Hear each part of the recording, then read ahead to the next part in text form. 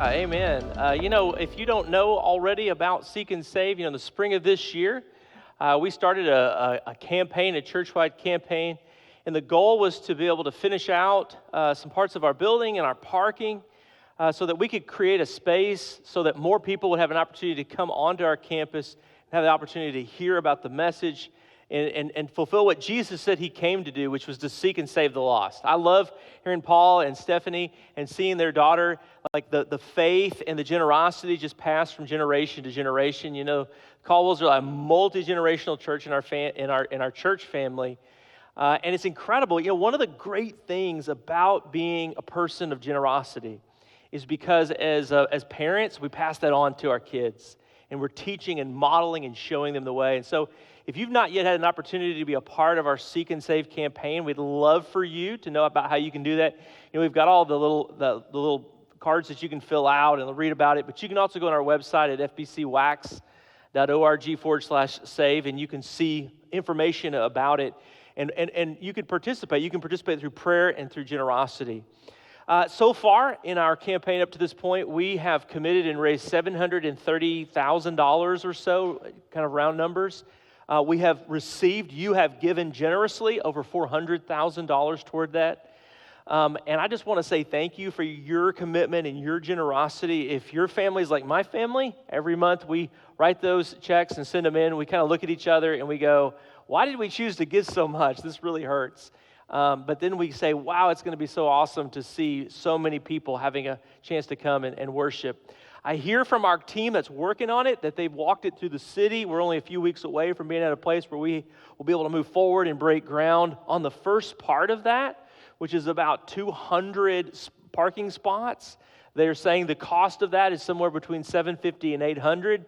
They don't know exactly, but it sounds like that we will be within a reachable amount of being able to actually build it and pay for it. We just have a little bit more to go, but I just want to share with you about that and ask you to continue to be excited and share that with other people. Say, hey, there's going to be a space for you. I want to change gears now because if you've been like me, like a lot of people in not just America, but around the whole world, and been watching the news out of the Middle East, out of Israel, just the stories that have come out of there that I can't even finish reading through the news story. It's just so heart-wrenching and just unimaginable pain. I mean, it's the definition of bad news. And so I was so heartened this week to get good news out of Israel about a group that we work with, partner with. Some of you are involved in. They were among the first people and maybe the first group on the ground to be the hands and feet of Jesus. This is a video I want you to see about our Texas Baptist Men's Ministry. 48 hours after war erupted in Israel, TBM had volunteers on the ground cooking good hot meals in rocket-ravaged neighborhoods. From a secure location, they continue to serve, providing families and a hospital the food they need to push forward during these difficult days. We also help 50 doctors, nurses, and paramedics get to Israel, where they are now providing medical attention to the hurting. Today, I'm asking you to pray for the conflict in Israel. I'm asking you to pray for the families, their help, what they need. I'm asking you to pray for medical personnel as they seek to help people who are hurting. And our TBM volunteers. It's a tough situation for them. It's hot and tiring, but they are serving the Lord in Israel. Together, you and I and people like you across the nation can provide help, hope, and healing to the people of Israel in a hurting time. We can be the hands and feet of Jesus Christ in a difficult situation.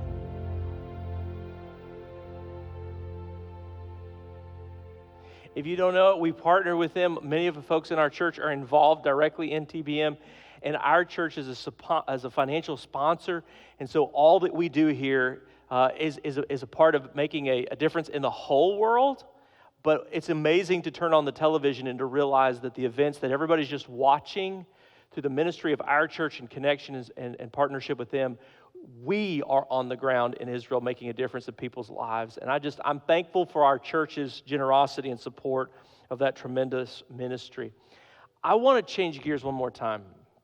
And As this morning, the kind of the reason I wanted to start this today by giving you those two stories is to kind of give you what I'd call the bad news and the good news. And oftentimes the bad news and the good news comes in the same, in the same sentence, in the same paragraph. The bad news are happening in our world, but there's also good news buried in the headlines, beneath the headlines, a story of hope, a story of the gospel going out. Well, this morning, I want to share with you some bad news that you're not going to see in a lot of our nation's headline newspapers. But it is worthy of that. It's carried by some news organizations, and it's becoming a subject that's greatly talked about in our country today. And it's what's happening here in the United States of America. And I'm calling this series that we're starting today over the next 4 weeks, Christianity in Crisis. And I know sometimes you talk about things like crisis, and people are like, oh man, we just talk about crisis for everything. But I want you to see today that this really is a crisis in this country. And what we're talking about is a crisis of people who are leaving Christianity. This nation is seeing more and more people leave the faith, leave the church. And we've all seen it. We know people, oh yeah, I used to go to church, don't go to church anymore. And people are talking about this, and there's a lot of stories about it, but nobody really had good data. Earlier this year, or a few months ago actually, a big book came out called The Great De-Churching. And the book was based by a series of authors, one of which is a pastor in Orlando, and the other researchers that are on the team are guys that are professional data gatherers. This was the most expensive, largest study ever done in this country on the state of the church in the country. And their research actually has been widely published and well documented. And what they have discovered is that over the last 25 years, there has been a decline in the church in the country, in the United States, a de-churching, people leaving the church, to the tune of over the last 25 years, 40 million adults have left the church. That's 40 million people over the age of 18. So if you look at, like, kind of get those kind of numbers in your mind, think about Texas, right? Texas has 22 million adults in it right now. So if we were to say over the last 25 years, almost 2 times the number of adults in the state of Texas have left the church in this country, which has about 300 million total people, but not that many adults. We are actually living through the greatest decline in Christianity in the United States of America since its inception. We are right now in the greatest crisis in the church in the history of the nation. And so, like, as a pastor, it's kind of my job to get out and say, hey, this is a big deal. And I want us to think about what's happening and try to understand how we can address it in our own church and in our own lives. Now, one of the things that's interesting in this is when I tell you that the church is in the greatest state of decline, that is a bad news headline. But there is in their research a discovery of really important good news. Because when they talked to these 40 million people who left the church over the last 25 years, and they asked them the question, would you consider going back to church? They discovered that 51% of the people who've left actually would like to go back to church. They actually want to go back to church. Many of them are simply waiting for an invitation, or they're looking for the right church for them to fit into, where they can really feel like they belong. That's 51%. That's over 20 million adults in this country who would come back to church if they would be invited back to church. If they could come to a place, they say, where they would be welcome, where they would find community, where they could come. But then the question is, are we as a church willing to do what it takes to invite them? Are we willing to do what it takes to say to those people who've left, who are de-churched, we want you to come back. We want you to come home to our family. We want you to be a part of this family. Are we willing to do that? And what if doing that means that we have to get a little uncomfortable? Would we be willing to do that? The place I want us to look today as we start this series is in 1 Corinthians chapter 9. It's a scene in the life of Paul, the great apostle. And if you don't know Paul's full story, Paul was not always a Christian. In fact, he was the leading opponent of Christianity before he became a Christian. He was diametrically opposed to the gospel. He was persecuting Christians. He was actually killing Christians. And then on the road to Damascus, he had a life-changing experience. He met Jesus, and then he went from being the persecutor of the church to the greatest preacher of the church. And he brought the good news to all kinds of places and to all kinds of people. He brought the gospel to places that nobody else had ever been successful at sharing it. And one of the things you read about in the book of Acts is how Paul does that. But he never explains like what he was really doing or what he was willing to do until you get to 1 Corinthians chapter 9. And I want you to see what Paul says there and begin to think about it for ourselves. In 1 Corinthians chapter 9, verse 19, Paul's talking about his rights as an apostle. He's in the middle of a conversation with these Greek Corinthians, these Greek Christians, about freedom that he has in Jesus. And he says, though I am free, I belong to no one. I have made myself a slave to everyone. Now that's kind of intriguing, isn't it? You're kind of like, well, yeah, of course Paul's free. Like, who would he make himself a slave to? Who would he serve? And why would he do this? He says, well, to win as many people as possible. He was willing to serve others, to serve the Lord. Verse 20, to the Jews, I became like a Jew to win the Jews. To those under the law, I became like one under the law, though I myself am not under the law, so as to win those under the law. And you start to see this pattern in this text where he keeps talking about winning and winning and winning, but he's talking about winning people. Verse 21. To those not having the law, I became like one not having the law, though I am not free from God's law, but I'm under Christ's law, so as to win those not having the law. To the weak, I became weak, to win the weak. I have become all things to all people, so that by all possible means I might save some. Think about that. We're going to keep reading in a second, but just stop there and just think about that. Like, what was Paul willing to do to reach people? He said that he's willing to do anything. One preacher said it like this, anything short of sin to win people for Jesus. He was willing to do by all possible means, I might save some. Then he goes on, I do all of this for the sake of the gospel, that I may share in its blessings. And then Paul, who loves to mix metaphors, and especially because he knows his audience really well. These are Greek Corinthians. Corinthians love the race. They love the Greek games. It's a big, big deal. And he says, do you not know that in a race, all the runners run? Of course they know that. That's rhetorical, right? Of course they know that. In a race, all the runners run. But only one gets the prize. You ever see one of these races, people are out there running, but only one person wins the race. Everyone who competes in the games, well, then he goes on to say, run in such a way as to get the prize. Everyone who competes in the games goes into strict training. So now he starts talking about in this race business, like the Christian life is like a race, and we're running it, and we're running down this race, and there's a goal, there's a prize, there's a finish line. So he's starting to use that imagery.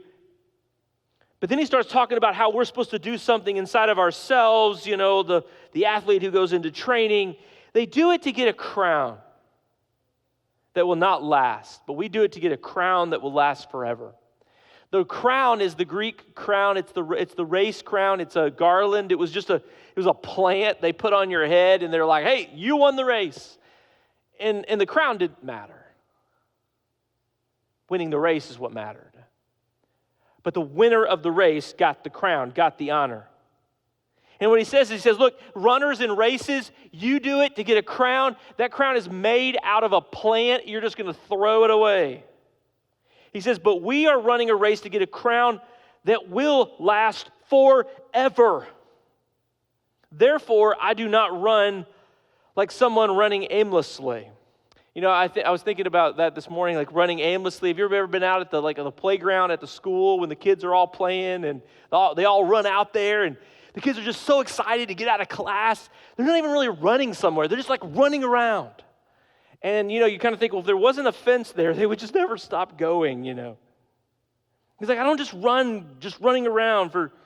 He says, I do not fight like a boxer beating the air, a shadow boxer, like Rocky trying to train for a big match. He said, no, I strike a blow to my body and make it my slave so that after I have preached to others, I myself will not be disqualified for the prize. I don't want to miss out on an opportunity to get the prize.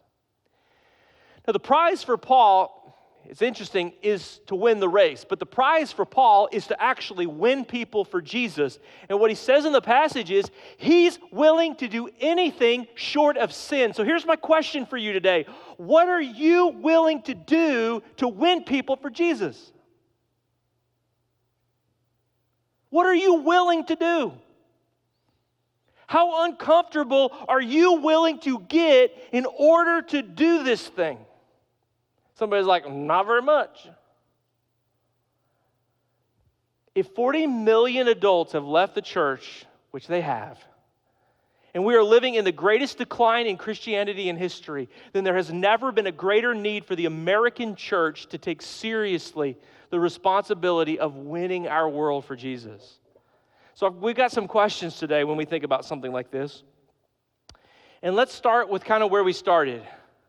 Because I introduced something to you and you're kind of like, well, you know, I'm hearing you talk about a crisis, but what is the crisis? So let's start with what is the crisis?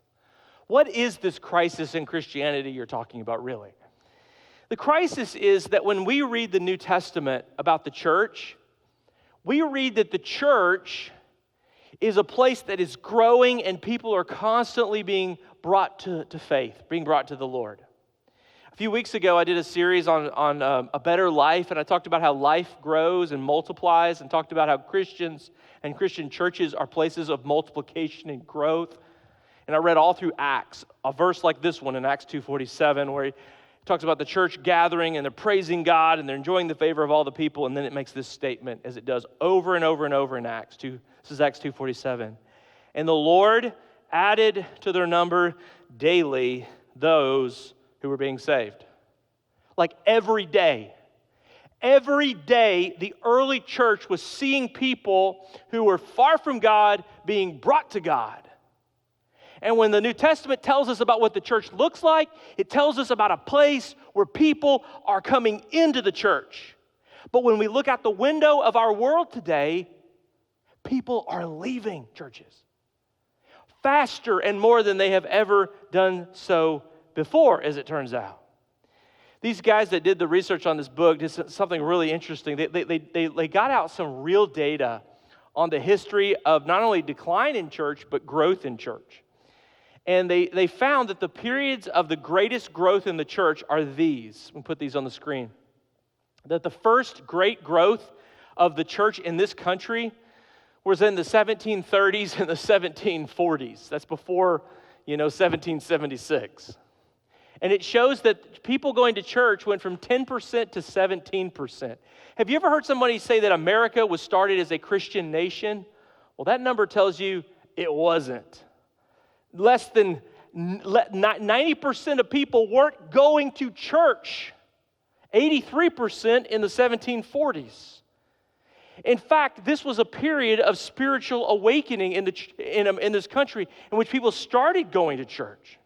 The Second Great Awakening happened from 1790 to 1840. It went from 17% to 34% of people going to church. But then after the Civil War, from 1870 to 1906, in that 25, 35-year period, people going to church went from 34% to 46%. And at that point in time, the country was almost becoming a Christian nation, numerically.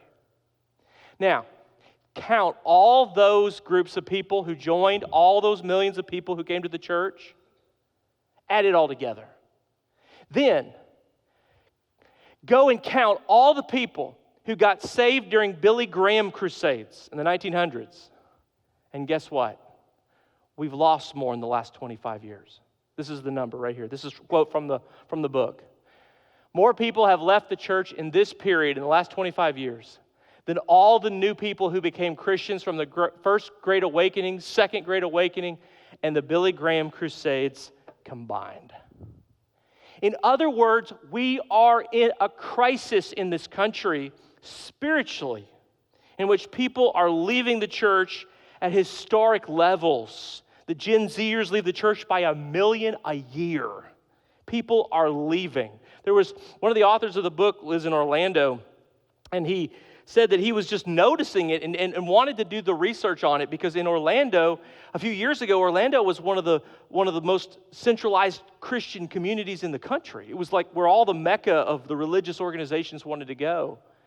And he said over the last few years, 2 million people have left the church in Orlando. And he wants to know why. And so he did this research to find out. Well, why is this happening? Is the second question, right? What do we know about this? And I say this because I think there's a lot of people who just, if I were to ask you in the hallway or just kind of like, hey, this thing is happening, like, why is it happening? Most Christians would probably say, I think it's happening because of how bad our culture's getting. You know, somebody's going to say, well, because we don't have a Christian in Congress, or we don't have the right Christian in the White House, or something like that. But I want you to see something really important in the New Testament around this. The guy who was a persecutor of Christians that became a preacher of the gospel, Saul Paul, we're told about what he did in Acts chapter 8. And I read this a few weeks ago, and I want to read it to you again. This is right after he martyred, killed Stephen. This is Saul Paul. In Acts 8:1, it says, and Saul approved of their killing him, that's Stephen. And on that day, a great persecution broke out against the church in Jerusalem. I mean, this is a new church, and persecution is breaking out. What does that persecution look like? All except the apostles were scattered throughout Judea and Samaria. Godly men buried Stephen and mourned deeply for him. But Saul began to destroy the church. Going from house to house, he dragged off both men and women, and he put them in prison. Like, I mean, you start reading that in Acts, and you start thinking, and that was the last day of the church, right? Now, as we look at our world today, a lot of Christians are kind of like, you know what the problem is? The problem is what's happening outside. There's persecution. There's people that are opposed to the gospel or opposed to Christianity, or they don't like the Bible or whatever. And over the last several decades, a lot of voices in evangelical Christianity have been talking about the culture wars. We're in a culture war. And they will tell you that the culture wars, which say the problem is on the outside, they say the problem is out there. Like we need to make America Christian again. That's their answer. The problem is out there. But the problem is when you look at the data, they're wrong. The data says that the problem is not out there. The data says the problem is in here. The data says that the reason that the 40 million people have left the church is not because of what's out there. It's because of the experience they've actually had in here. And that's incredible and important to understand. I've often quoted, Rick Warren was the first guy I think I heard say this. I don't think he was the first person to say it, but that there are two reasons that people aren't Christians. One reason is they've never met a Christian. The other reason is they have. In other words, one of the biggest problems is that there are people who in the course of their life, they bump up, oh, this person's a Christian, but they are so mean. They are so judgmental. They are so narrow-minded. They're so religious and legalistic and fundamentalistic, and they're so hating of other people that they don't want to be around them. And they've left. And can you blame them for wanting to leave being around people like that? I mean, it makes sense. It's what Brennan Manning once said in this quote here. that the greatest single cause of atheism in the world today is Christians. You see that? It's not an outsider problem, it's an insider problem. Christians who acknowledge Jesus with their lips, but then walk out the door and deny him by their lifestyle. That is what an unbelieving world simply finds unbelieving. Another way to say it would be the quote that's attributed to Mahatma Gandhi, the founder of the liberation of India from the British imperial rule. Gandhi famously said, or it's attributed to him for saying, "I like your Christ, but I don't like your Christians, because your Christians don't look anything like your Christ." And what Gandhi is saying is, like, I read the Bible, and Jesus is awesome. Have you ever noticed in the Bible, sinners love Jesus. They flock to him. People who have a bad track record, people whose lives are broken and messed up, they don't run away from Jesus, they run to him. And when they do, you know what they find? They find Jesus loving on them, Jesus embracing them, Jesus welcoming them into his kingdom. And so many times people will meet another Christian and they walk away bruised and battered. Remember what Jesus said to the woman caught in the act? He said, "Neither do I condemn you. Go and sin no more." And stones fell. Well, you know what? There's a lot of stones being thrown in churches these days. And people who call themselves Christians don't look like Christ. They don't look like Jesus. And there is a desperate need in this moment for us to understand that. Because here's the deal.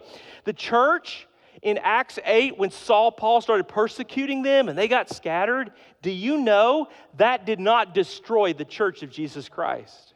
The next verses say this, Acts 8:4. Those who had been scattered preached the word wherever they went. Philip went down to a city in Samaria, and he proclaimed the Messiah there. And Samaritans became Christians. And then the rest of the world. The moment of persecution did not destroy the church of Jesus. It actually expanded it. Real Christians, real believers in Christ, you don't destroy them by persecuting Christians. Christian faith is like gold refined in a fire. It gets better and stronger.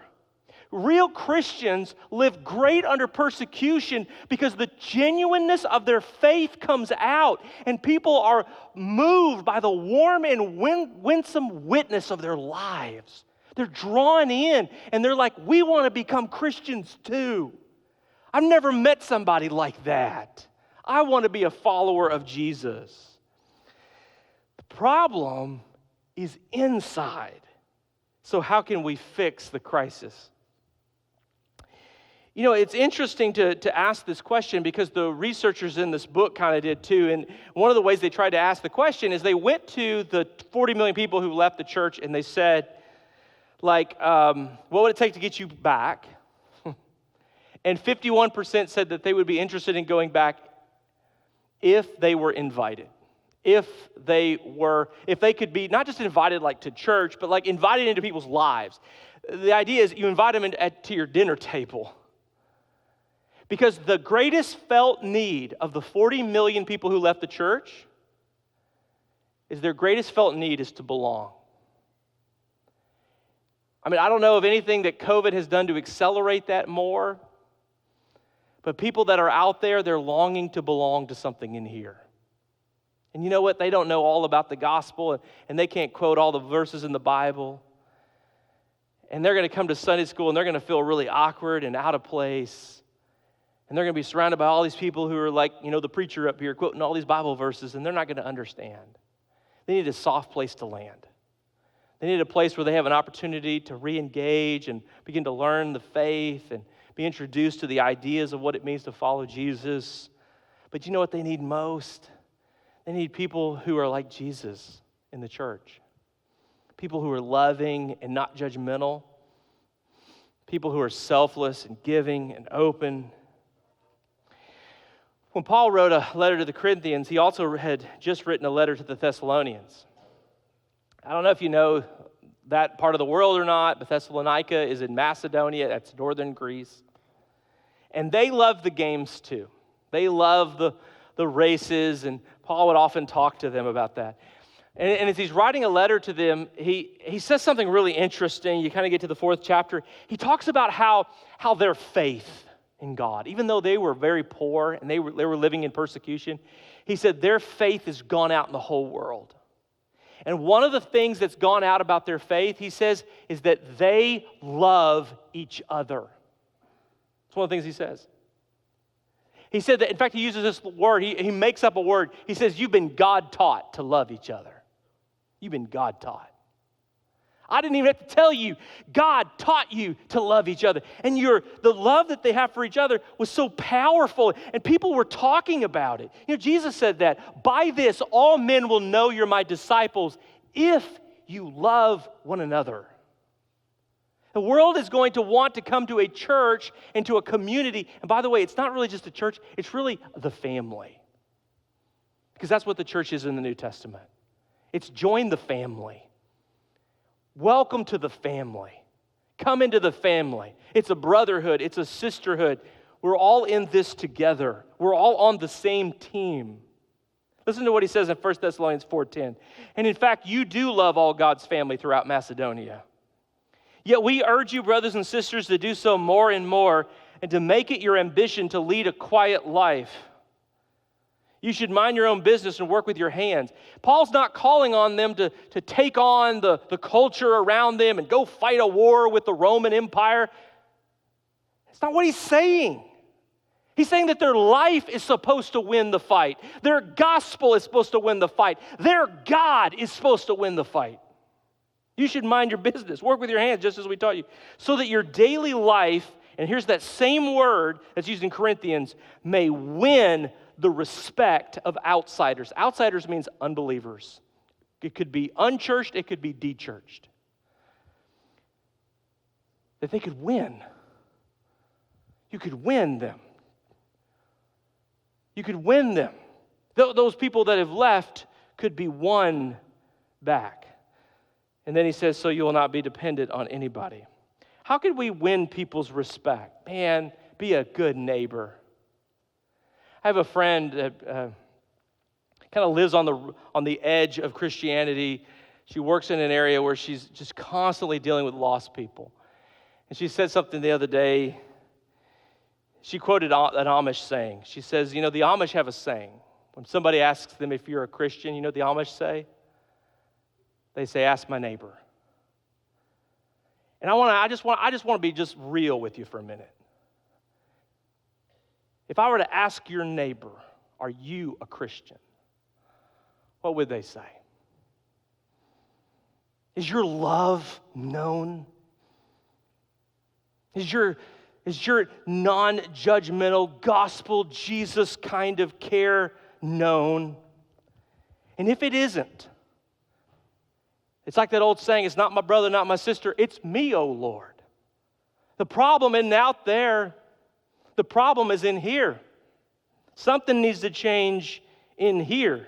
Because if Christians are not known for the love of their neighbor, for their kindness, for their goodness, for their faithfulness, for their gentleness, I'm quoting the fruits of the Spirit.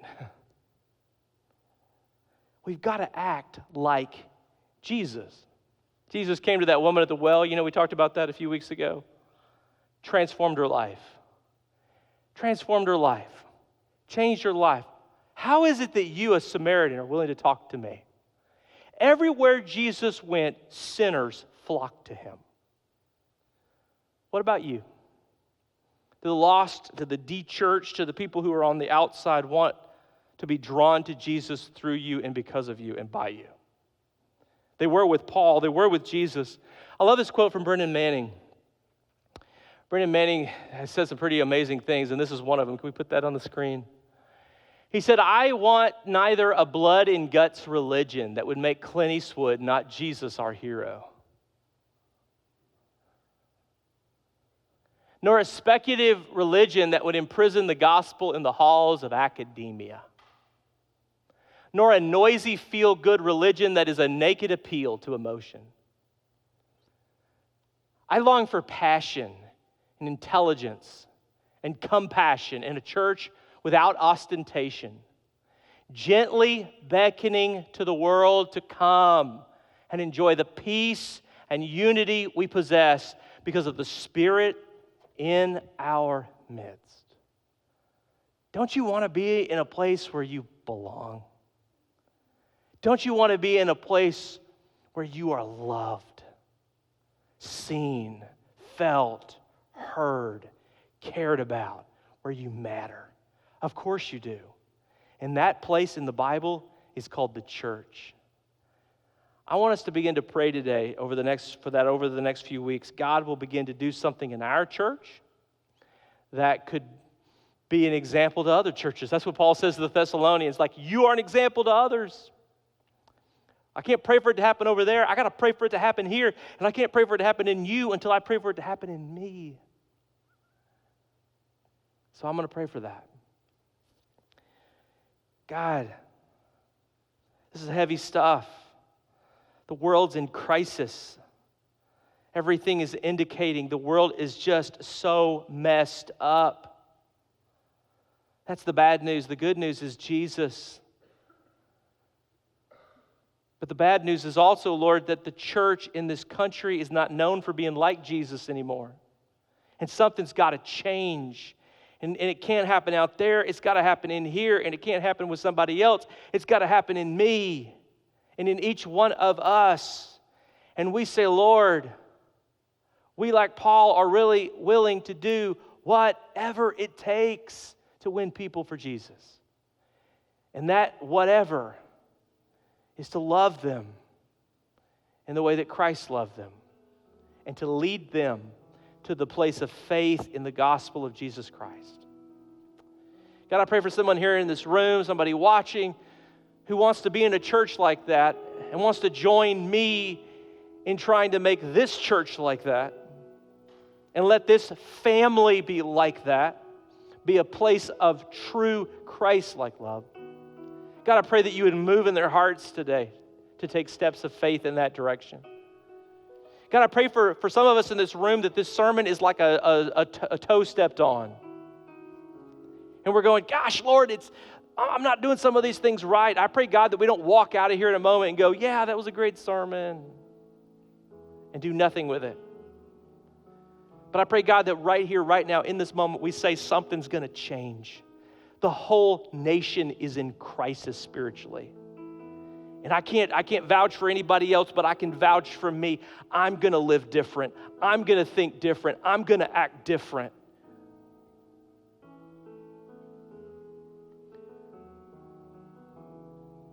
God, we see in your word that sometimes just one person whose life has changed changes everything. We saw it in Paul.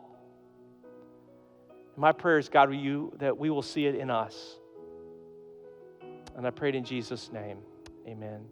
If you want to stand, we're going to have our invitation. This is the time in the service where you get a chance to come forward and you can pray, or we can turn this place into a place of prayer and you can just pray. You can just continue the sermon or the worship right up here. There will people be up here that will pray with you. Our prayer teams will be here. I'll be here at the front. I remember years ago I was sitting in church. I hadn't been a member of a church before. And I'd hear the sermon in the church, and the preacher would say at the end of the sermon, hey, it's an invitation. If you want to come down, come down. And I would sit there in church and I would go, I wonder when I'm supposed to step forward. I would always say that. I mean, I could hear the preacher saying it, like, now's the time to step forward. And I would sit there in my seat and go, when am I supposed to come forward? Well, guess what, folks? Now, this is that moment. If God's moving in your life today to make a decision, I'm going to walk down here. When I walk here, you're invited to come and respond. You come as the Lord leads you.